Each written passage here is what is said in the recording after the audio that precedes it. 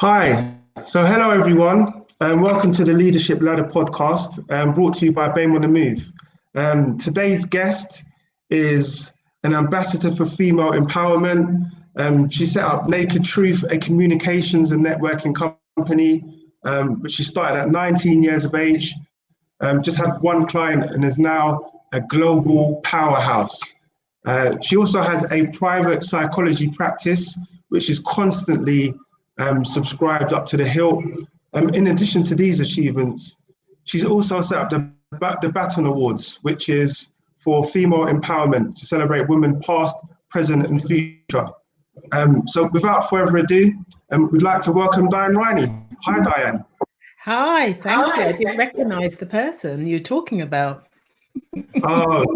Less than you deserve in terms of accolades, less than you deserve. Thank you for joining me today. I really appreciate that. I think before we launch into it, I think it would be helpful if you could just tell the audience a little bit about yourself and your journey. We'll get on to your businesses, but if you could just share some information about yourself. Who is Diahanne? I don't know today, but who am I? I'm just, you know what? I'm just the girl next door trying to make a little bit of a difference in the world. And I think also when you have children, it's all about being generational. Mine is my biggest things and achievements I look at are anything that affect my twin girls. And I think it's really important that, excuse the pun, based on what you've just spoken about, it's about passing the baton on, really. Yes. And it's about opening up those pipelines and helping the next generation steer on a slightly, we would say slightly easier path, let's say, than what I did. Yes. Okay. And so my journey has really been from wanting to be a fashion designer and thinking that I was pretty hot at doing that, to absolutely hating it because it was so elitist and very racist environment, even though I was accepted at one of the best leading fashion universities, to realizing that my biggest thing was about communications and the power of media,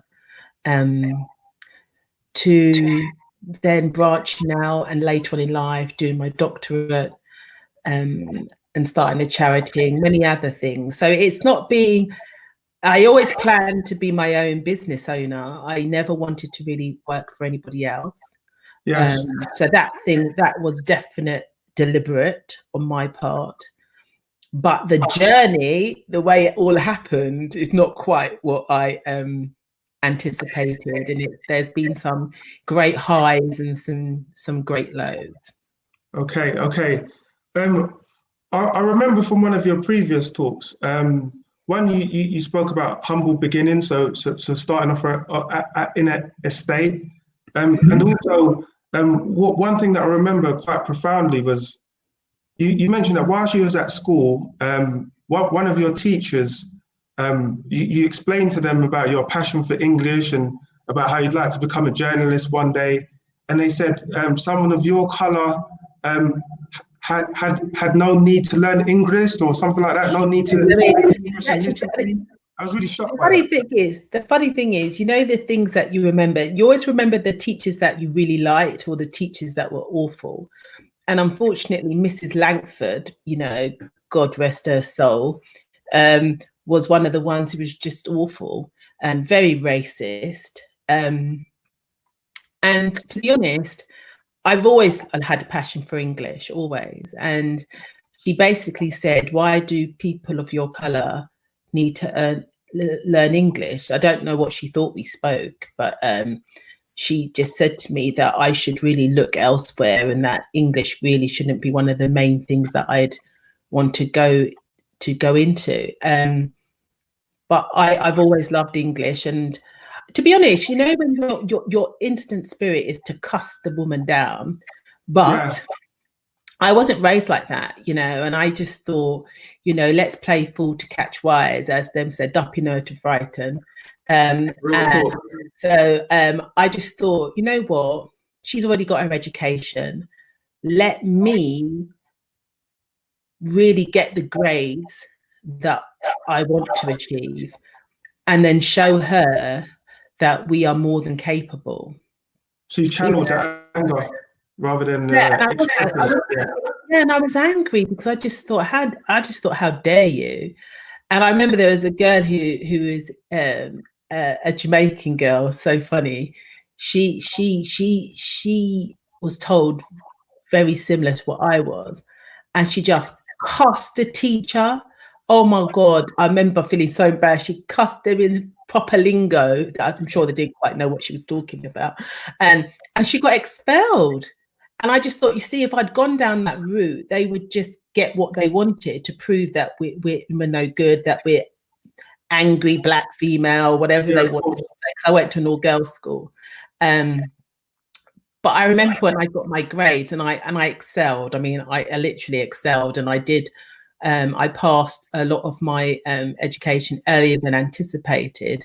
And I remember going up to her with my piece of paper going, I said, you're always just going to be here in your little car. You know, that's when I could tell her. And I didn't cuss her. I just wanted to show to her, how dare you? But it's things like that sometimes where I think sometimes after people we need to, oh, sorry, this is my Alexa talking to me. And that's why I love live. Anyway,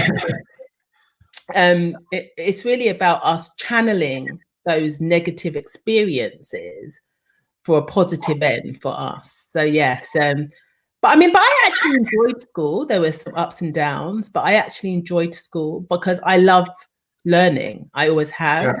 And I came from a background where, you know, my mum would encouraged us to read. We had a library in our house full of black books of education. Because she always used to say to me, it's not just about being academic. It's also about, because my mum used to ensure that we travelled and learned about different cultures and experiences. And she said, this is going to be 50% of your learning. It's going to come from going out there doing and experiencing different cultures. So I think we were quite rounded in our approach. And we were quite knowledgeable and worldly. And a lot of our experience was not just textbook, it's because we'd experienced it. Okay. No, it's a really good insight, because a lot of people, and especially young people, they encounter prejudice at school. Even the ones that are gifted, they're gifted. They're trying to express themselves. They're struggling to align themselves with with a teacher that is trying to untap that potential. And sometimes they get more focused on the negative feedback that they're getting from the teacher rather than the positive ability that they have within themselves. So it's a good inspiring story, that. And I think it's also for young people. You really have, my mum used to always say to us, if you don't know where you came from, you don't know where you're going to. I think identity is very key. And when you live in Britain or anywhere where we are the minority within this country, even though we're not the minority, which I can't stand, we're not the minority, we're the majority of the world. But in this country, we're the minority. I think you have to really educate yourself to really know what you stand for, who you are. And my mum used to say, every time I left the house, she used to be very clear in saying, we come from kings and queens. And when you come from kings and queens, you walk strong, you know? So you come from a place of strength. So when I walked into a room, it wasn't just me, it was me, my mum, my brother, my sister, everybody were coming strong, you know? Yeah, because there's also that thing about imposter syndrome. So a lot of people, they get to an esteemed position, or they might even be going for an interview for somewhere. And they've got all the qualifications, same as the next person, but they might not be familiar with those surroundings. And very much so. Imposter syndrome, they don't perform well at interview, or they might even get the post, so they do well enough at interview. But as soon as they're put into that situation, because they're not bringing that confidence that comes from their ancestors or comes Yeah. from their upbringing. They're more focused on that immediate situation and overthinking it. So Yes, yeah, definitely. So moving on from school then. So you started your business at 19. Yeah. What was the thought process there? It sounded like you was doing very well academically. What made you decide to stick with your intention to work for yourself? How did you turn that self-belief into something tangible where you could actually make money? Well, if you were raised on books like Marcus Garvey, I remember reading the book Powerful Conversations with Marcus Garvey. When you come from that kind of reading material and have been brought up around that, it all talks about economic wealth. Yes. And it's, if we don't have that economic wealth for ourselves, we're kind of lost, because we can shout, protest, mash up the place as much as they want. Yeah, unless we have that economics to back us up, what gives us that power, it's pretty lost. And when you work for people, I'm not saying, knocking anybody who's done well working for a corporation, but that's just not for me, because what I'm doing is working for somebody else to live their dreams, whereas I want to be able to live my own dreams and help others, particularly people who look like me, live their dreams too. So to me, no matter what business you do, it's all about that foundation. And for me, it's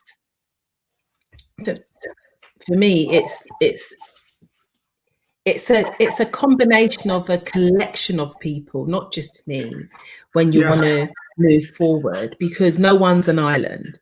Yeah, I've got to success through having my tribe, the people around me, the people when you need to be picked up when you're going through hard times or being bashed left, right, and center, being told no many times, who pick you up and tell you to keep going. The people who clap for you when you're going through your imposter syndrome. And I always say it's interesting, even from our own community, the ones who don't clap or don't comment when you're trying to be on the path of trajectory. Yeah. Well, speaking of people, the theme for today's show is the power of networking. And obviously, being a comms and marketing expert, it would be helpful to get your views on how to use networking to strategically grow your business or navigate through your career. Because obviously, in the current climate, we've got a lot of people that have either lost their jobs or going through difficulties with their business.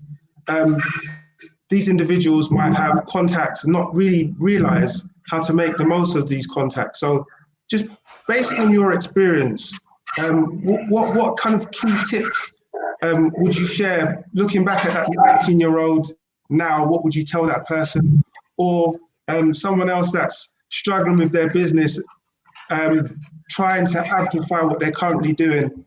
What would you say to those people? What kind of tips and hints would you have for them? I think networking is an interesting thing. To be honest, when people use the word networking, to me, it kind of brings this feeling of dread, like, oh God. And it's such a word that's so overused. For me, I talk about the power of relationships, building relationships, because to me, it should be a long-term objective of yours. And you have to remember why you started. I think sometimes when you can become desperate or stuff are going on for you personally or in your business, you form relationships for the wrong reasons. And one thing as well, people need to understand a relationship is a two-way exchange.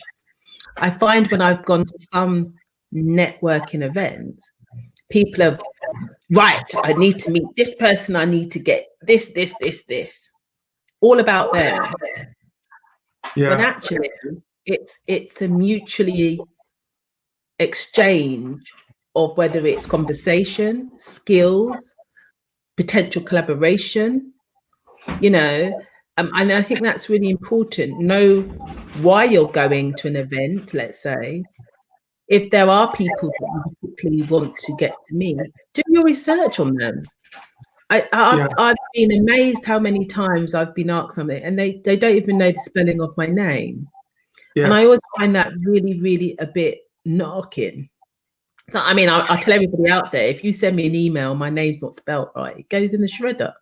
Because that tells me you haven't done the basis of due diligence to find out about me, that you don't even know how to spell my name. So, and I think that's about respecting that other person's time, space. Yes. So I think those things are really interesting. So I would always say to people, if you want to form a relationship, and also even if you do want something, don't come to me with that the first time I've met you. Get to know me. Let's see if we actually gel. I might not be someone you actually decide you want to do business with. And that's not because I'm a bad person or they're a bad person. It just means that maybe we don't gel. Yeah. And you know, sometimes you meet people and you just get your gut tells you, I don't know if I want to work with this person. And not even that they're bad people. You just, for whatever the energy, the vibe doesn't click with you. And sometimes it's about the people you network with sharing, not being the same people, but you share the same values. And that's really important to me. I've turned down many big contracts or to work with certain people because we do not share the same values.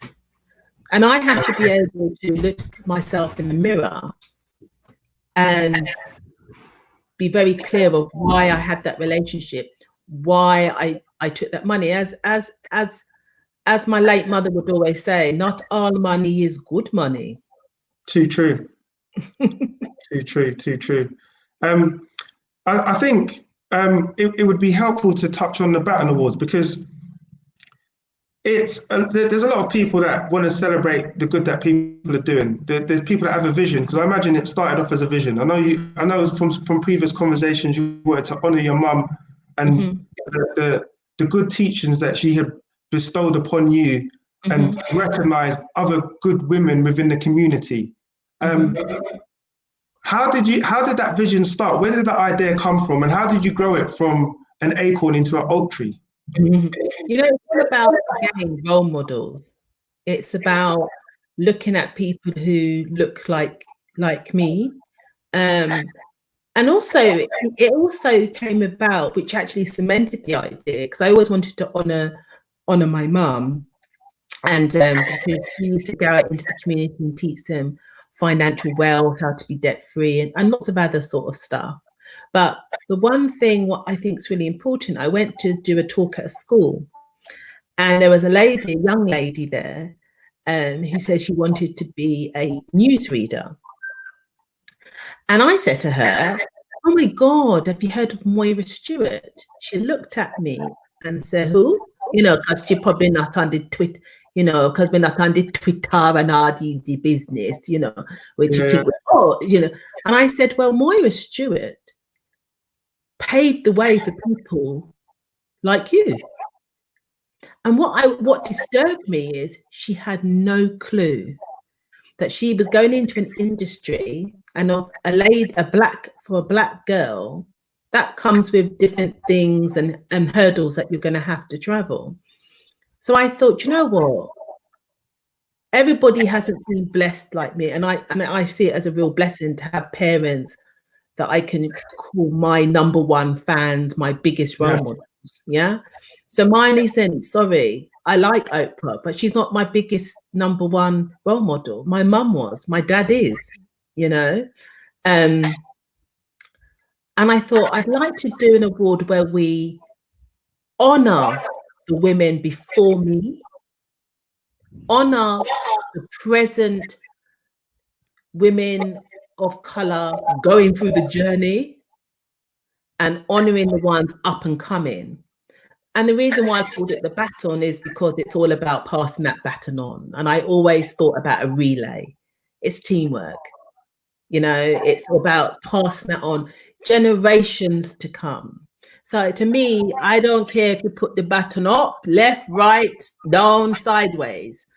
I think it's very important, once you get to a position, that instead of putting the elevator on the stop, emergency stop, which unfortunately many of us who look like us do, because they feel threatened because they're the only person of color in the company or the business, that they want to protect their space. Where what they actually should be doing is bringing more of us who look like us, so that when they have their challenges, they have an army and they have their armor. And I think it's always about looking at this as having your armor to protect you. Yeah, definitely. I've experienced that a lot. I'm a contractor, so I move around a lot, and I do find myself in certain circumstances where you've got really senior Black people in positions, and it can be unfortunate in that I appreciate that they've worked really hard to get where they've got to, and they've got war wounds to show to prove it, and it's not an easy ladder to climb. But often the vibe that you get is their focus is on protecting that privileged position at all costs. They're even nervous to be seen speaking to you, just in case others think that there's some secret meeting going on, or we're trying to overthrow the culture. So yeah, what you're saying about throwing the ladder back down so that other people can climb, or shouting down and telling people how to navigate their way up to the top, it really resonates. It really does. I mean, I remember a number of years ago winning an award at the Dorchester, and this award is quite prestigious, and I was in a group with lots of white, very successful, who I respect. They've done some really great stuff, like the lady who founded the White Company, you know, huge businesses. And I'll be honest, when someone nominated me and put me forward, I thought I don't have a chance in hell, you know, to be honest with you, because, you know, we had to get they had an independent auditor come in and audit your books, so you couldn't just say that's what you was earning. You had to be you had to be making it and stuff like that. Anyway, on the night they said, and the winner is me. And to be honest, I was there chatting as I was networking. And when I realised, I was actually quite taken back. But as I went onto the stage, I looked around, and I was one of probably about 5 people who looked like us in the room. Yeah. And I remember I got my award from the then Prime Minister, Gordon Brown, it was. And I think the room boss we couldn't put a pin drop, because I said, well, I definitely haven't prepared a speech, which is very bad of me, as I'm in PR and you should always be prepared. Nice icebreaker. But I said to them, but you know, this is not an achievement for me as the way it should be. And the room went absolutely quiet. I said, because when I have my sister and my brothers next to me, when there are 5, 10, 15, 20, 50, 100 of us, this is when real achievement and success happens. I said, I appreciate that I'm this little ripple. I can only hope by me winning this award can make a huge wave, you know, because that's when you really have power, you know, and that's when, you know that thing they tell you, when if you put 1 tool stick together, you can break it. But when you put a pile of sticks, trying to break that, it's almost impossible. Yeah, no, very true. Very brave of you to use that platform to share. I don't care. That's great. It's great. It's got to be said. There's a lot of people just nod quietly, feel really blessed that they've got the opportunity, but to stand up there and to speak in a room where it was evident, because sometimes it sounds to me as though the room was speaking for you as well. So those people that were in the audience, they look around and it's evident that I know, but you're one of a few. I think the one good thing is when you run your own business, for me, another reason why I wanted to run my own business is because nobody can control my narrative. And I understand when people, you mean, like, take the present situation. There are many of us who may not be are quite quiet, who are in positions of influence, let's say. And the reason why is because they don't control their paycheck. Yeah. You know, you'll get a few like the John Legers who are being very vocal and even said, you know, I might be out of a job after this, you know. Yeah. You know, and I commend him and salute him. You know, but that's what you need. You need people who are prepared to put their head above the pulpit. And that's why I'm able to say what I want, because nobody controls my narrative.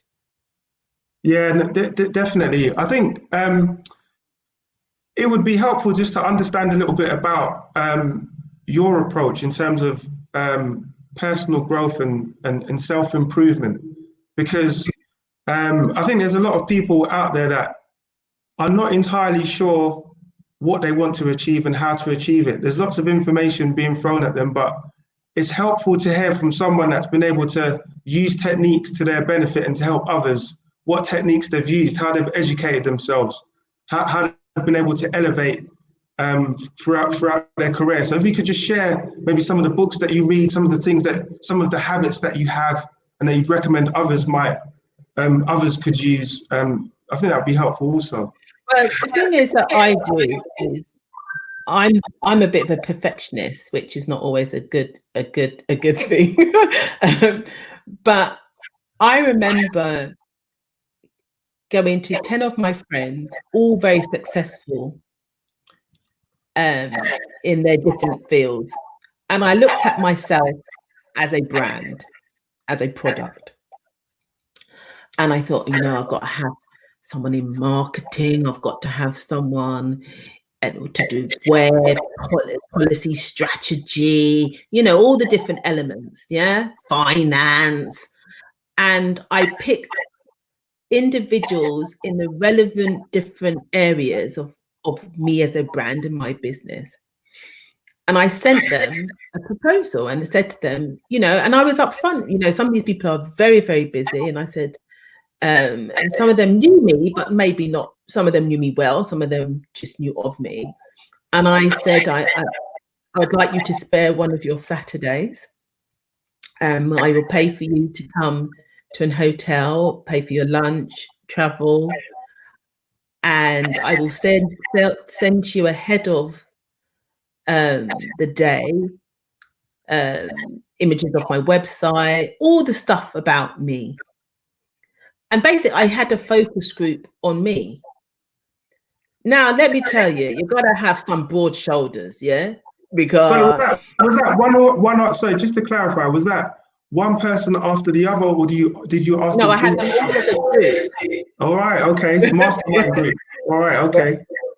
And so, but they are my people, you know, who I wanted them to critique me honestly, because I think that's how you grow. You know, it's by constructive criticism, telling you what you're doing right, telling you where you're absolutely going wrong. I mean, and I had some tough, like, no, that even that color doesn't fit with what you're trying to do. You know, this bit's so you, but this bit's doesn't come across as authentic. I mean, they ripped me to pieces, but also built me up. Yeah. But that was one of the best things I could do. And I would recommend it to anyone. And it's tough because you really have got to be able to face constructive criticism, which a lot of people live in denial. Yeah. Yes. So I've always done things like that. I've always read, because I believe when you think you know it all, you're dead. Yeah. I'm learning every day, even by having this conversation. What would you consider to be, if I was to say, all right, what are your top 3 books? Not necessarily your top 3, but which ones spring to mind for you? One that I absolutely love is called Black Box Thinking by Matthew Said. Okay. Black Box Thinking is all about how we perceive failure. Yeah. It is such an eye-opener. I think once you read that book, things like imposter syndrome, things like even just how we see failure, that nothing is an actual failure. Yeah. Is one of the most interesting books it actually changed my whole thinking of failure. That's why now if I'm talking to my twins, I talk to them and ask them what were their learnings. What did they learn? Not that they failed. What did you learn? What are your learnings? And I think we have to be very careful about language. Okay. Because how we talk about language, because failure is a very negative word. Yeah, you can reframe it. Yeah, you can reframe it. That's right. Say to someone, you know, what was your learnings? What did you learn from this? It's positive. So I think we have to be very careful of language. Language can be very psychologically damaging. Okay, so black box thinking. What other? That sounds like definitely one for the reading list. What's it called? Conversations. It's a series of 4 or 5 books. Conversations with God. And it's and it's not even just from a religious. I'm a Christian, but it's not. I read it because it gets you to look about yourself and how sometimes we can be so judgmental. Sometimes we, a lot of our prejudices can come out. So Conversations with God, but that's a whole series. I absolutely enjoyed. And the one I told you before, Powerful Conversations with Marcus Garvey, really good. Yeah, no, that's useful to know. That's useful to know. It's useful to know. I think there are going to be people that might hear of you and think, oh, that's all very, very good and well. You've achieved a lot, but they might want to understand a bit more about the challenges that you've encountered. So if you were to cast your mind back, or because I know sometimes a challenge might have happened this year, last year, or whenever, but if you could refer to some of the challenges that you've encountered throughout your career and what you have done to overcome them, that would be good, because everyone hears about a success story, but it's good to understand what happens beneath the cap, what's happening, how you arrived at that situation. I think challenges for me are a constant thing, Yeah. You see, like when there's darkness, there's always light. So to me, challenges are daily challenges, but they come in different levels of challenges. Yeah. So in a business context, Naked Truth, for example, being able to grow it from one client to a global business. How have you achieved that? What kind of challenges? Even that, I always wanted to have a boutique. Probably sounds very posh, but I wanted a boutique agency. And as you grow, you're not a boutique agency. When you've got, many offices in different countries, I used to know every staff member by name. I can't tell you all of them. I know the majority. That comes with challenges of, I remember when I needed to appoint an MD in the US, and it's how do you keep that authenticity of your brand, because your brand really comes from you. And we're all individuals, human beings. And how do I employ someone who actually will continue my brand values, the authenticity, credibility, worth ethic, all sorts of stuff. I think that has been one of my most challenging things, actually, having that happen, because it's difficult as an individual to do that. It took me a long time to find the right person. And initially, I picked someone who was very good business-wise, but didn't have the heart. Okay. The heart. Because as much as I'm very, very clear from a business perspective and finance and stuff like that, I have a heart. I always like to see the good in people, and everything I do, it's about giving back in somewhat or form. So what do you mean, just to kind of understand a little bit more? So I imagine obviously in this situation right now, a lot of people are working remotely, so they're having to outsource skill sets and find ways to do things with people that they can't actually see. Your example about setting up a business overseas or expanding your business and not being able to be as hands-on as you'd like to be. What do you mean by have a heart? As in, are you talking about the person being too hard-nosed? How do you judge that character when you're working remotely? My brand, my brand it's all about social change and injustice. We don't just do just to make the money. Ours is about, does this fit with my ethos? You know, it's about helping your fellow man. Now, it doesn't mean help them and be stupid and broke. No. But it means, are you really about making social change?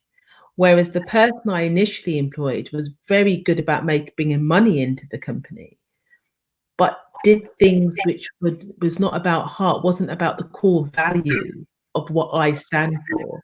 And I would rather lose money than lose my authenticity, my credibility, and the things that I stand for. Because ultimately I have to get up and look in the mirror, because that's where the buck lies with me. And we're a very ethical company. So those kind of things. And that takes time. It's really difficult. Honestly, staff is hard. Staff is hard. And who to trust? I think as you become a little bit of, if you have a little bit of success, comes crabs in a barrel. Yeah. And them crabs in a barrel can sting and they can hurt, you know. And I'm telling you, 2 years ago, I had an incident where somebody who I thought was an ally was not. And I cried big tears, because I'm like, wow, you've known me for many, many years. Where did you become so consumed with the kind of jealousy and stuff like that? That's a hard thing that a lot of people, I think, who've got some sort of success would say. And people love to say, oh, they've changed. Oh, they've changed. And a lot of the time, we haven't changed. We just we just a bit guarded. Unfortunately, I wish I never needed. I mean, the other day I did, for example, and this wraps into work as well. It was a sunny day. You know, when you got those lovely days, making me think I was in the Caribbean with me pina colada, enjoying music. And I was out in my back garden, and we happened to have a swimming pool. I've worked damn hard for my swimming pool. Yeah, I love swimming. And I'm singing, and my other half just filmed me just enjoying some wicked tunes, you know? You know when you have those down times and you're just enjoying the sun. But that's what the hard work's for. That's the hard work for. That's the fruits of your labor. Yeah, work hard, play hard, yeah? Exactly. And I say to people all the time, you know, I work to live, I don't live to work. Sorry. Yeah. And I remember I had loads of views on this video that we put up, you know, and then you got the odd one who said, oh, look at her in her garden with her pool. I just thought, this is why some people just remain quiet. Yeah. Little do you know what's brewing beneath them. They're smiling, but it might be a false smile. They're not celebrating your success with you.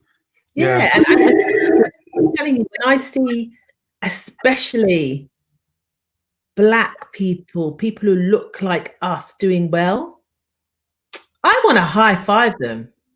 Honestly, I just feel so happy, because to me, you're my brother, they're my sister. Yeah. Yeah. I think it'd be really interesting to understand a bit more about your motivations for giving back. I know that you're a trustee on the BME forum in Croydon. It'd be good to understand a bit more about what you do with them and your motivations for joining that organisation, because it sounds like you've got a lot on your plate as it stands. And I know you've recently joined them. So, to be honest, what really the BME forum in Croydon, you know, when I did a little bit of my research about them, it's all about the community, isn't it? And Croydon in particular has one of the largest young people population out of all the London boroughs. And I live to see the youth succeed. Yeah. And I think if I can be even a tiny cog in progression for those young people, whether that means about policy, whether it means about education, anything that I can help to see positive change, I'm going to do it, because I had that. I had that in my parents. I had that in my community, where, you know, you couldn't do anything and them say, I got to tell your mother, wait, you know. And when they say that it takes a village to raise that child, and for me, that's what I came from. That's what I come from.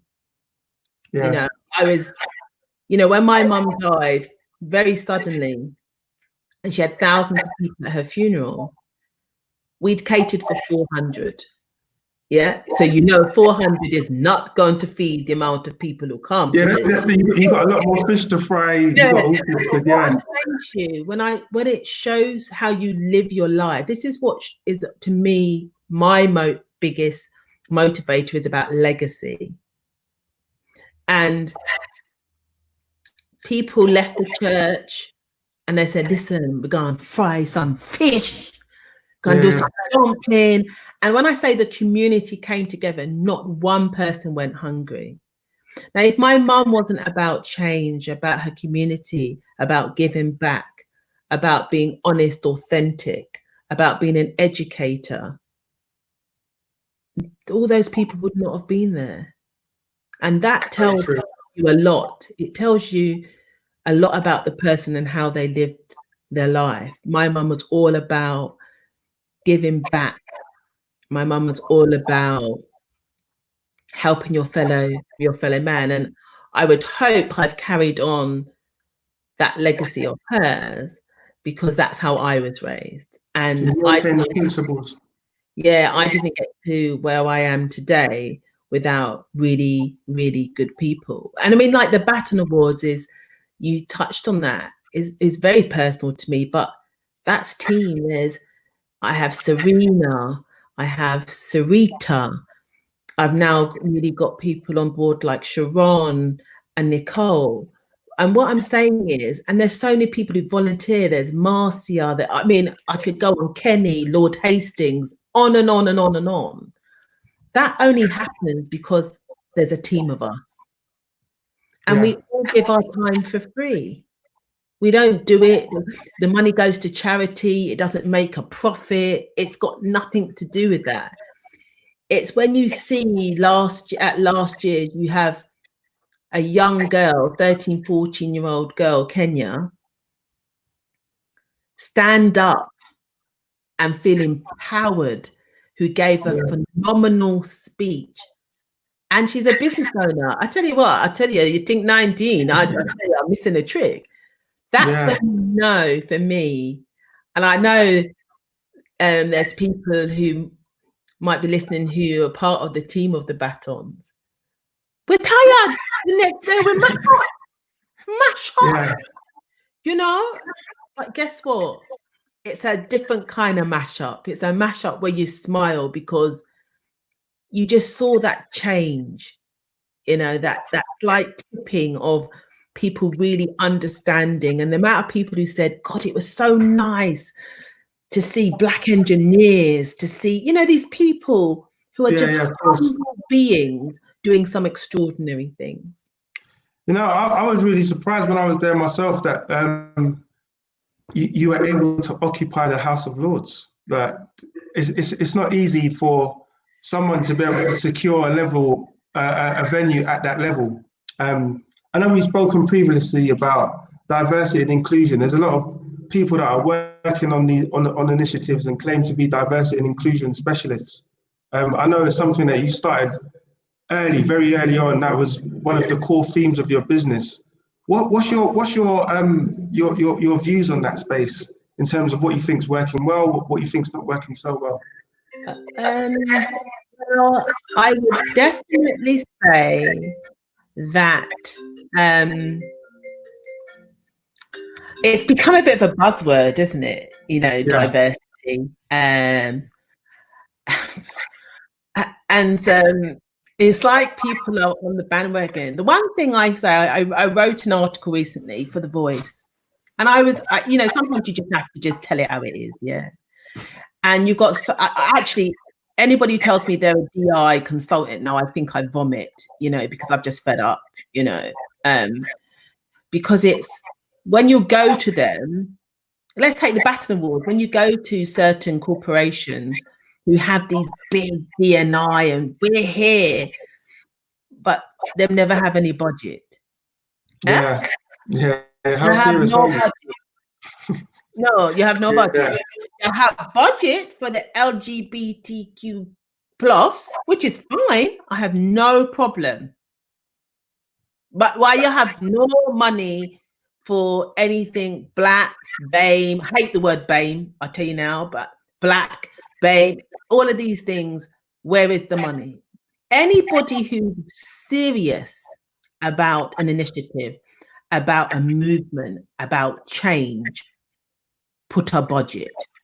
Why is it that we always go cap in hand? It absolutely pees me off big time.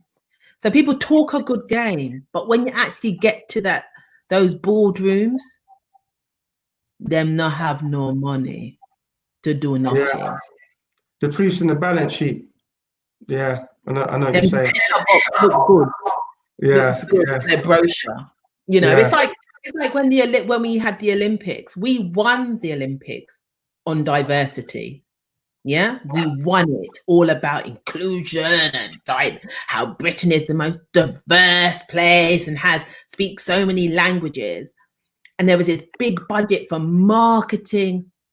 If you were to know the percentage of diverse companies who got even remotely a little smell of that money, it's disgraceful.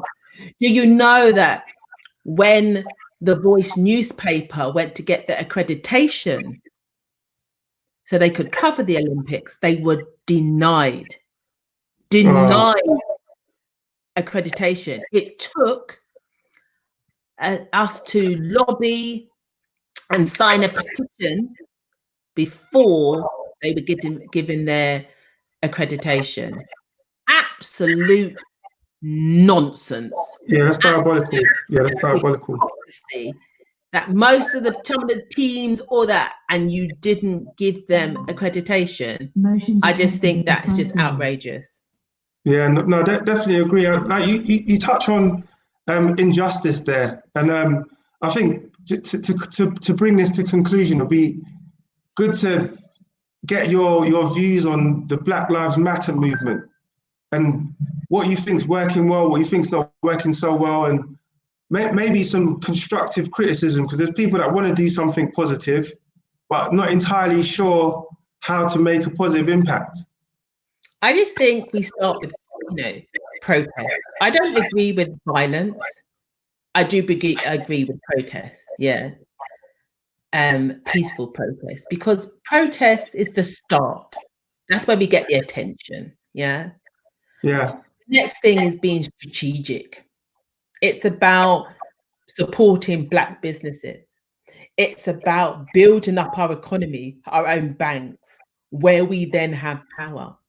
It's about knowing This is not going to be started in 2 months, 3 months, 4 months. People, we have to continue the struggle.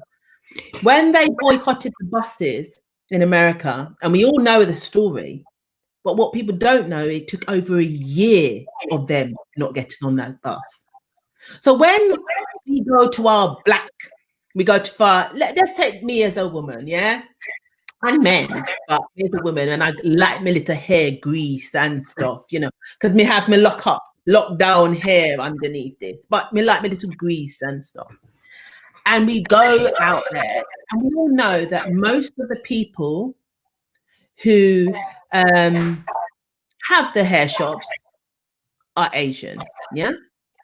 And the ones, the black people who do own the shops, we go there, and what do we say? Boy, expensive black people teeth. But what they don't understand is economy of scale. If that one business, yes, can't get the level of stock to be able to sell at a reduced, a better price, we need all of us to keep buying it so that they then have the power to buy the stock in bigger stock, so they then can have the prices at what we would consider a reasonable price. So when they just the black man shop and then go down and buy from the Asian, we're never then going to be able to fulfill what we want. Yeah, so people need to look behind all these things. And I see everybody on the band Black Lives Matter. I was just saying, I'm just watching in one sense to see after month 1, 2, 3, are we still gonna be supporting our black businesses? Yeah. Are we still gonna demand certain changes? It's difficult, and anytime you put your head above the pulpit, it's gonna come, you're gonna get it really from all sides, you know. But we have to continue. I think this time I accept, for me personally, that it feels like there's a change. It does. There's something that feels like this time there's a change. I hope that I see the change I would like to see, because in conclusion, when I interviewed Claretta Scott King, I remember, you're kind of in awe. This is Martin Luther King Jr.'s wife, yeah? And I'm interviewing her, little me, you know, interviewing her. And there's one thing that will stay with me forever. And I asked her, how do you do it every day? Get up knowing potentially your husband's not gonna come home. And you know what she said to me? She said to me, because of young ladies like you. Sometimes what we want to achieve is bigger than us. It's bigger than us. And I just thought, wow. Yeah, that's touching. Yeah, that really is. Wow. You know, because that just really says to you that we can do more. We have to be consistent, because he never wanted to do it originally. He never was supposed to be the forefront of a movement in that way. You just have to sometimes, when you see injustice like that, you just have to do.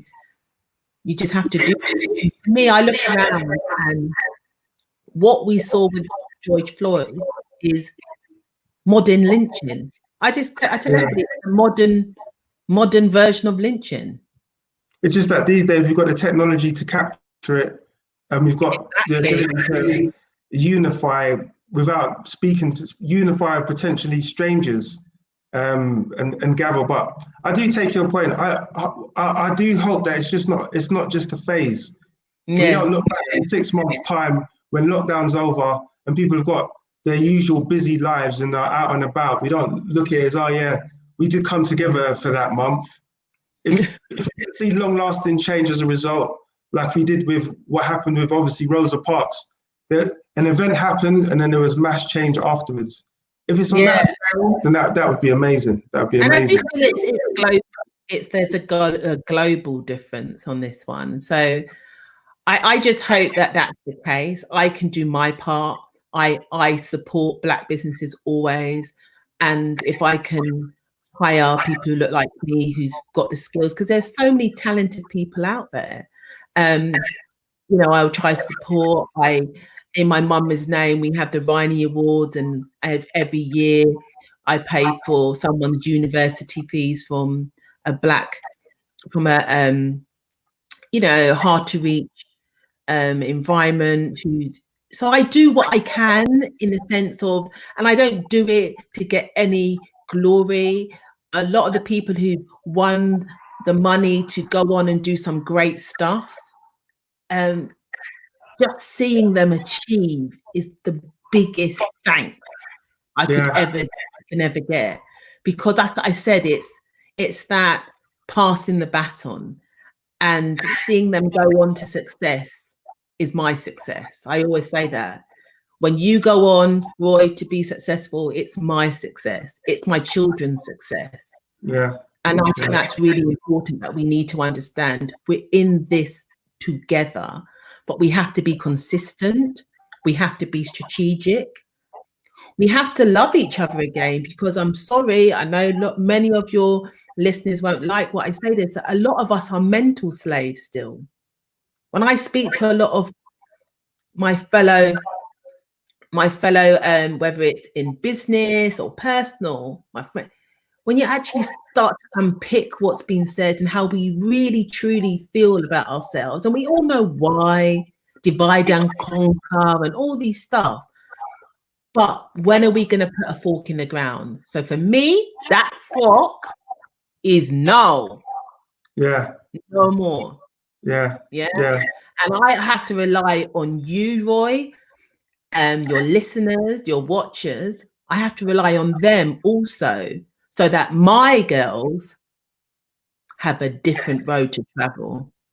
Yeah, we got to unleash the mental shackles. We got to unleash them. It's time to dash them away. Yeah, rip them off. Definitely, it's dash them away. So I think that kind of brings me to my concluding question. So you mentioned legacy quite a few times during this discussion. What does legacy mean to you, and what would you like your legacy to be? Because you're doing a lot of stuff. To summarize, what would you consider your legacy? You know, my legacy is I had fun, and I tried. I tried to make a difference, because that's all I can do. I can try in my own little way and make a difference, you know. So I tried, you know, and that's all I can do. I just want to be remembered for trying to make a difference. And that's really important to me. That's really, really important to me.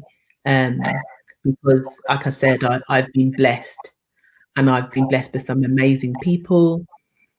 I have a good life. I have my health, thank God, at the moment, you know, and I go through my struggles. So yeah, that's what I want. You know, I tried. I came. We had some fun on the way. I had some ups, I had some downs, but you know what? I made a difference, and I tried. You certainly have, Diane. Thank you so much for being on the show. Thank you for sharing insights into your personal life and the tips on how to network and how to navigate to grow your business and just to evolve as a person. Where can people find out more about the Baton Awards, your marketing company? Feel free to just share a bit of information. So the Baton Awards destination has gone live. So please, everybody out there, because people always complain, but you need to nominate people. You know, this is how we get to find out about these amazing people doing some amazing stuff. So if you go to www.thebatonawards.com, nominate a great woman from a diverse racial group. Please nominate. If you want to find me personally, it's my name. It's www.diahannerhiney.com, and my name's spelled differently, so you can see it on the screen. And follow me on Twitter, follow me on Insta. Sometimes I have a few things to say, cuss a few people maybe, or, you know, I'm an opinionated woman, but no, follow me. But yeah, and I'd like to hear people's views, you know, I like to hear from people and I like them to share, because I learn, as I said, I learn something new every day. Thank you so much. Thank you. So I've shared your links on the screen. Thank you to the audience for listening today. This broadcast will be available on YouTube going forward. And Diane, I look forward to working with you in the future, and I wish you all the best in all of your endeavours. Thank you. And you too. Thank you for thinking that I was worthy enough to have the conversation with. Thank you. Thank you. Bye now. Bye, everyone. Bye.